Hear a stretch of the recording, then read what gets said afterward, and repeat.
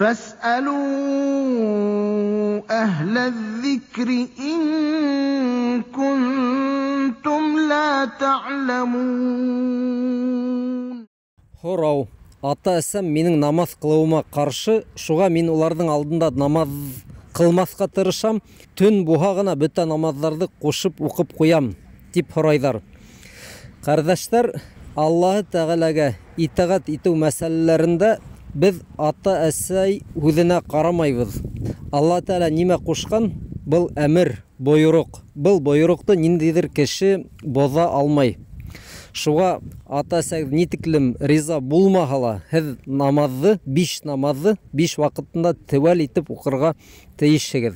Ләкин шул ук вакытта барыбер ызгышка сыгармагыз. Ата-әсәгез менән яхшы мөнәсәбәттә булырга тиешсегез. Бөтә түр изгелектәр эшләгез ата-әсәгезгә. Әгәр улар Алла Тәгаләнең бойырыгын кире какмай икән, башка мәсьәләләрдә халал яки мөбах мәсьәләләрдә һездән ярдәм һорай, нимәнелер тыя икән, ул осракта һез уларга итагать итәргә тиешсегез. Ләкин Алла Тәгаләнең әмерләренә каршы сыкалар, бында уларга итагать юк. Намаз ул иң бөек гамәлләрнең береһе, бында бигрәк тә инде каты торыр кирәк. Хатта әгәр я безнең менән яшәмәйин, я намазыңды ташлайың тиһә, ул вакыт әлбиттә яшәргә икенче урын эзләйгез инде. Чөнки намаз мөһим.